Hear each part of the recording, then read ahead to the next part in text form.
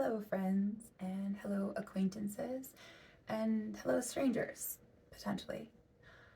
My name is Ava Pearls, and I am here with my wife, Shahar. Hello. To ask for help under dire circumstances. I'm a writer, not a public speaker, so bear with me. Shahar and I are at an absolute crisis point, and we are almost out of time. The life we used to have fell apart very horribly 7 years ago, and we've never been able to get back on our feet. Neither of us has family we can go to, and in various complicated ways, we've lost a lot of the connections to people and communities that we used to have. I have a controversial reputation, which I only partially deserve, and the bursts of social shunning that come along with my weaponized reputation have really done a number on my mental health. The people in my life who despise me have been embarrassingly successful at getting in my head. I've become so isolated, and the functionality of social media algorithms has been reinforcing my isolation, my loneliness, and my despair.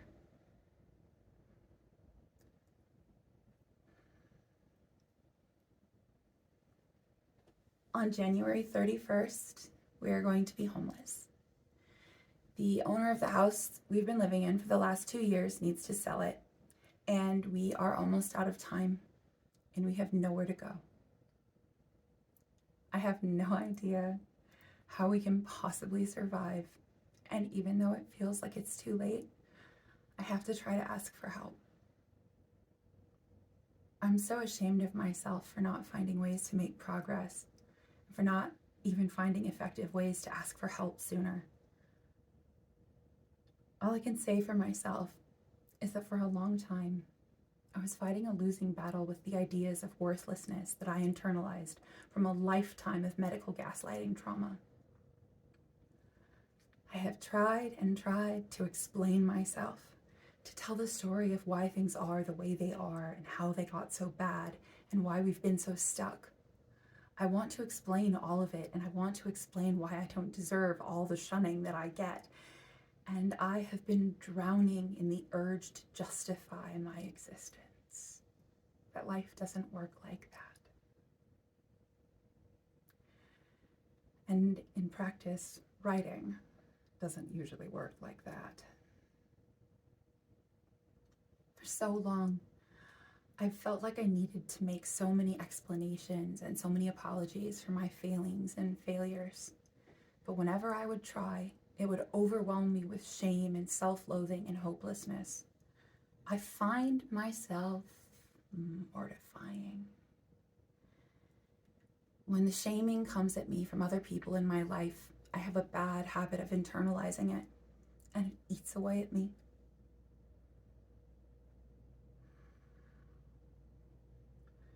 Shahar and I got married in 2013. We're pleased with the marriage part. Very pleased. But the wedding was a disaster from top to bottom, or nearly so. It was an embarrassing disaster because I had entirely failed to effectively DIY my own wedding to the point that I was late for my own wedding, which would be funnier if it didn't make me want to launch myself into the sun.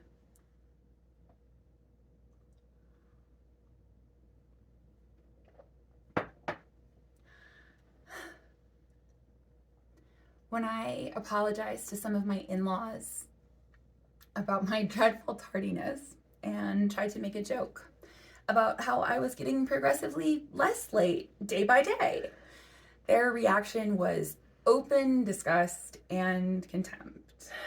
Yeah, it wasn't clear to me until then how much my family actually hated my wife, but I couldn't understand why. It was very confusing for a while. After that, I tried to be polite and accommodating. I tried to not be late for things. I tried to do everything right. I made chocolate truffles every Christmas. By hand. like handmade gourmet chocolate truffles. Nevertheless, it was very clear that all of my various in-laws thought of me as a useless, embarrassing failure, and there was never going to be anything I could do to change that opinion. I couldn't change it, and I tried to get used to it. But that collective judgment just broke my brain. My health was falling apart. It seemed like everyone hated me. And I wasn't able to finish the coursework for my master's degree program. My confidence was shattered, and I was in catastrophic pain from a spinal re-injury. But I wasn't alone. Shahar was with me, and she didn't regret marrying me. Not for a second. And she sat with me and read aloud the entirety of The Hobbit and The Lord of the Rings, so that I could have distraction when my neck hurt too much for me to sit up, and sometimes too much for me to do anything but sit in a hot bath and cry. I did all the voices too. All of them. Once the Affordable Care Act helped me get medical insurance, I was finally able to get the diagnoses that I needed. I got actual explanations for why my body is so strange and so easily damaged. I finally got confirmation that I have been sick my whole life, and I had not, in fact, imagined any of my symptoms.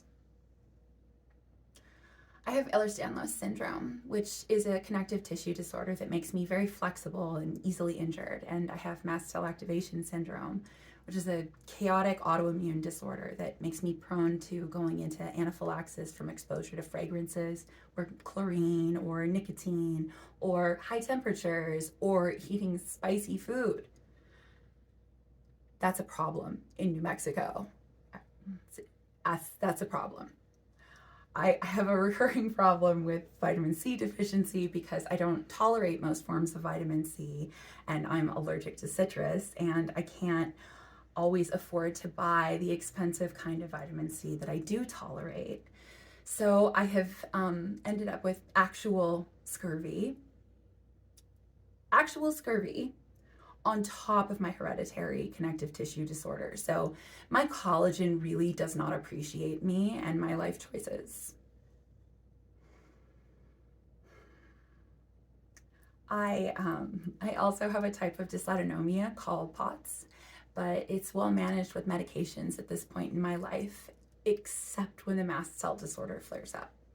The difficulty is my mast cells flare up when I'm exposed to a variety of things that are difficult to avoid, especially in shared living spaces. My complex chronic illnesses are manageable, it turns out, but only if I can control my environment enough to keep it from making me horribly sick. I want to be useful, and I know that I can be, but my capacity for usefulness will decrease rapidly if I have no way to hide from the fragrances and chlorine that make me so very unwell. By way of example, sleeping on bleached hotel sheets gives me severe nausea, an asthma attack, a migraine that lasts for days, and skin rashes that bleed, as well as insomnia. Scented candles and air fresheners cause medical emergencies for me, and these are very difficult things to avoid in this world. My chemical sensitivities have gotten worse over the years from repeated exposure. And even though my current medications have made the immune reactions more manageable, I'm still going to have a very difficult time being around household products that most people consider to be very normal and necessary. Which is why the house we've been living in is actually viable and livable. Chemical exposure is at a minimum here. It really seemed like a miracle, and then everything got very complicated, but that's a whole other story. I wish I could have gotten answers sooner. So much of my life has been consumed by my cluster of chronic illnesses, but it didn't have to be like this. If I'd had answers sooner, my life could have gone very differently. And even now, my health could continue to get better, but not if we're living in our car. Before our life fell apart at the end of 2017, I had so much hope.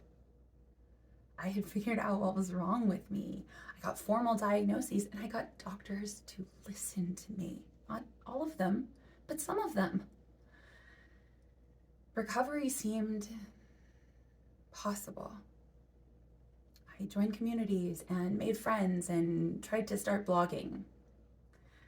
Diagnosis and management of EDS got easier for a lot of us when the new diagnostic standards, the international standards, were published in 2017. And I was so hopeful, but I didn't have enough time. We didn't have enough time.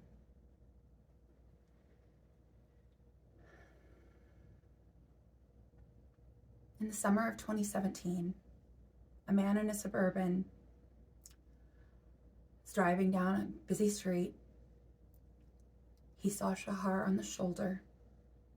She was commuting home on her longboard, just being visibly queer in public,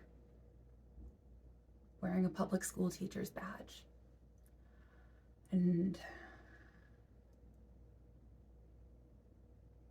the driver of the Suburban decided that it was his moment to do a hate crime.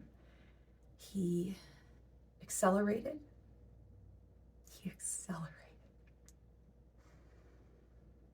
And he drove up on the curb to do his very best to hit her, to run her down.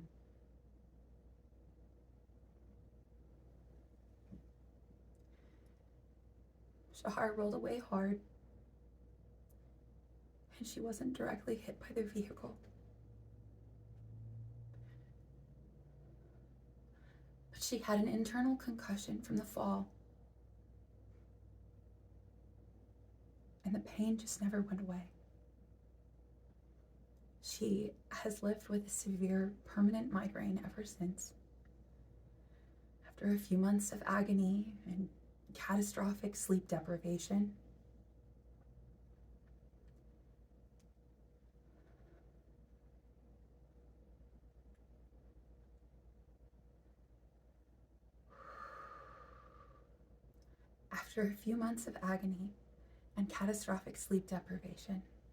Shahar's mental health was in tatters. And that New Year's Eve, as we were about to be evicted, she gave up hope. And she set about removing herself from the world.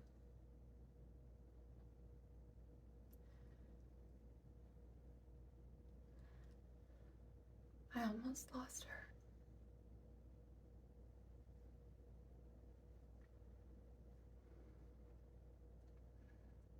And then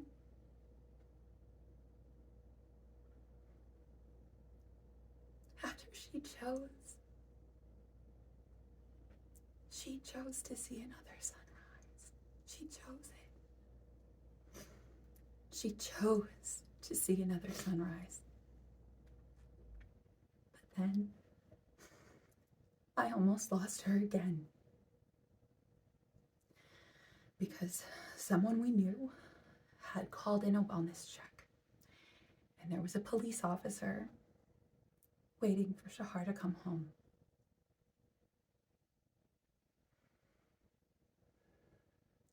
I have failed at a lot of things in my life.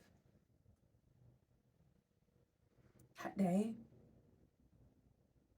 I failed to lie fast enough to prevent a friend from making the 911 call that only made things so much worse. But when the time came,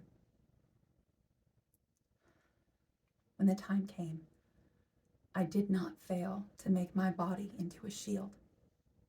No matter the orders, no matter the consequences, no matter the cost.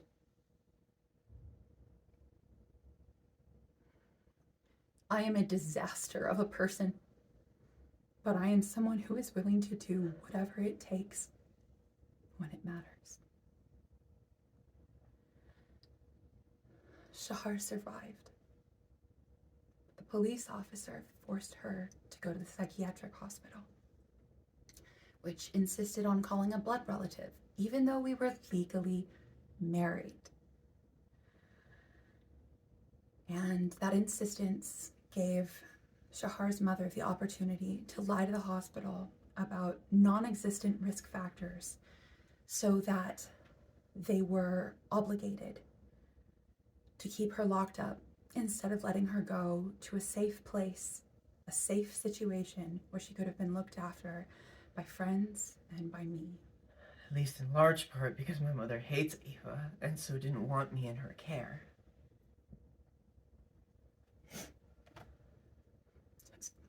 Quietly crying over here. Don't mind me.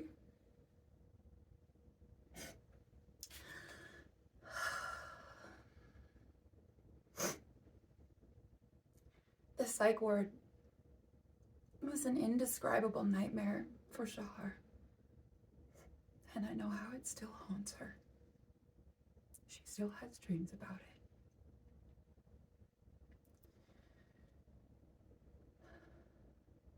At so many points, bad things have happened, and then worse things have happened.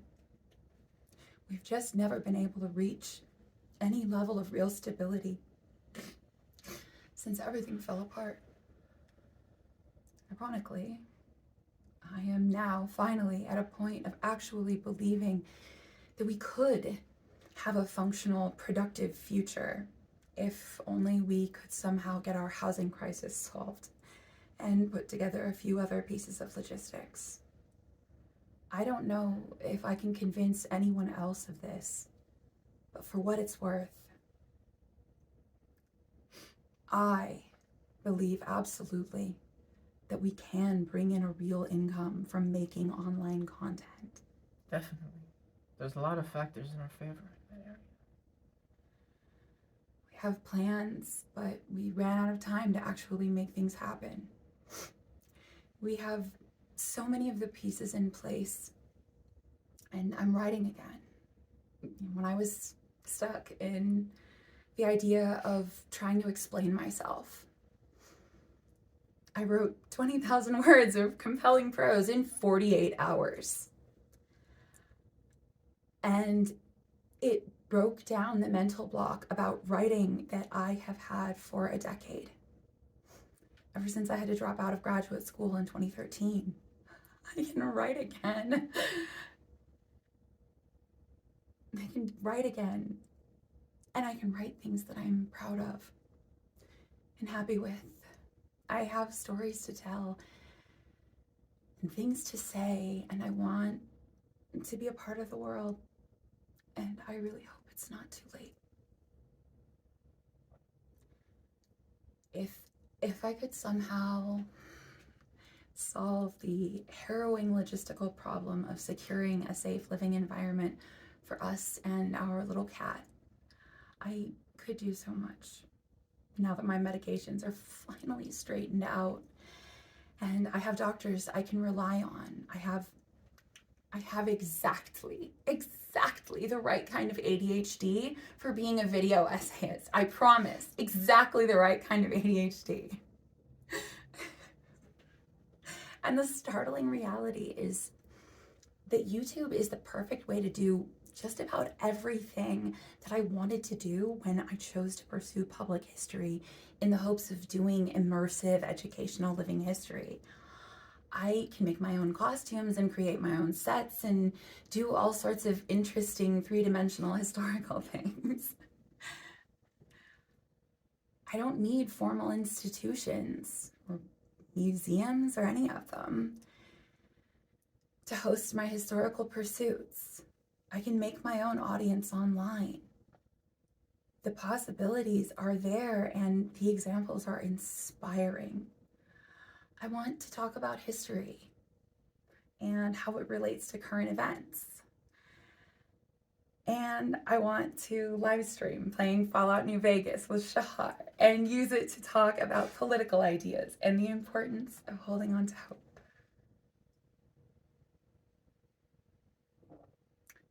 At long last, I have been writing like a demon.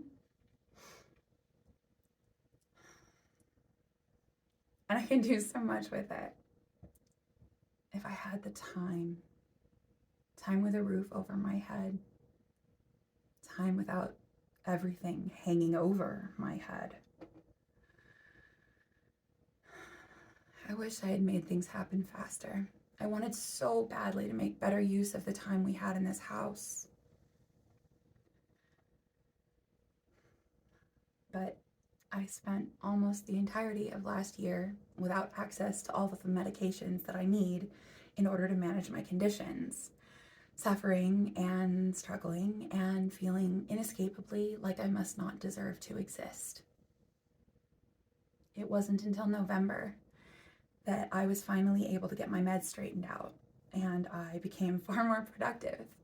But there just wasn't enough time to make things happen, not with the resources that we had available and the circumstances we were in. Now we're just about out of time. Today is Sunday, January 26th, getting rather late in the evening. And in 4 days, we will be homeless. We are in dire need of help to figure out resources and options and ways to hopefully not lose everything. We have nowhere to go. We don't even have the money for boxes or a storage unit or a moving truck. And if we lose all of our belongings, it would be infinitely harder to follow through on plans to be productive and useful. I needed to be begging for help far sooner. But my mental health got the better of me. And Shahar has had to stop using social media for more than a year in trying to protect her own mental health. We have become very isolated. We are very alone. We're both disabled SWers, and we don't have consistent formal income currently. So it's difficult to be approved for leases and the like, and neither of us has any family who would be willing to do something like co-sign a lease or rent us a spare room or share a casino with us or buy this house and rent it to us. That one would be a long shot under most circumstances. Trying to find a safe place for us to live is complicated by my severe environmental allergies to things that are very difficult to avoid in shared or rented living spaces, like fragrances and chlorine and other cleaning products. This is that kind of complexity that needs interpersonal connections to have much chance of finding a situation where any of it could be manageable. And because of our family situations and the shunning and the medical history and how it's messed with my head, it has been incredibly difficult to reach out or connect or reconnect for a long time. And I just couldn't manage it. Between us, we've become very isolated, and things are very ominous, and we are terrified. We need all the help we can get. Any ideas, any resources, any attention. I can answer questions and get into further explanations, and I'm open to any suggestions and input from anyone who cares. It would be very difficult for us to leave the state of New Mexico because we would have to reapply for Medicaid and find all new doctors, and that just isn't very feasible for either of our health situations. But that being said, we're open to considering anything. If there's anyone with extra space that they might be interested in renting to us or using for some kind of work exchange or some combination of both, we would be very interested. We're uh, inherently disreputable. And I can explain that abbreviation I used earlier if anyone needs me to. But Shahar and I are both experienced educators. She has a master's degree in special education, and she taught middle school science before her head injury. And high school science for a year. Lots of science. I studied public history and museum education, and I have a lot of experience with neurodivergent children, including working in a Montessori preschool and doing play-based supportive therapy for young autistic children, which, to be clear, is basically the polar opposite of ABA. The polar opposite. So I can do childcare, including potentially complicated childcare. Not complicated, but complicated childcare. I could do childcare. I can cook. I can clean. I can bake. I'm very good at baking. I can do gluten-free baking and other stuff like that. I can do laundry. I can do meal prepping. I can mend your clothes. I can proofread your dissertation. I'm multi-talented and a lot more consistently functional than I used to be. If I can manage the chemicals in my environment enough to stay alive. Mostly I just need that, just that, and to be able to pace myself. And I can do a lot of things and sew up a storm, potentially. If anyone would be willing, to have faith in me and give me a chance to try to secure us a future, I would be profoundly grateful. And I swear that I would not let you down if you gave me a chance. We have actual plans and we could make actual progress if we were able to conjure up enough miracles and or good luck. The last thing before we go is just this. If you are someone who cares about either of us, connection would mean a lot to us both. Feeling alone and friendless makes everything else that much worse. If anyone has the capacity to reach out, even just to say hello, that helps. We started a little Discord group that is rather cheekily called Just Rollerin Fan Club! Exclamation point. And you can find all of our contact details on my Blue Sky account, which is at Harlotry History. Sorry about the knee earthquake. See? It's backwards. I probably won't remember to reverse this video. I'm so helpful. Blue Sky at Harlotry History. .bsky.social. I also have a pinned post on Facebook with my contact information that's visible to friends, and that includes my Signal username, among other things. If anyone wants to help us financially, we have a GoFundMe that you can look up under the name Shahar Pearls, and Shahar also has a functional Venmo account that we can send details for. Thank you very much for your time.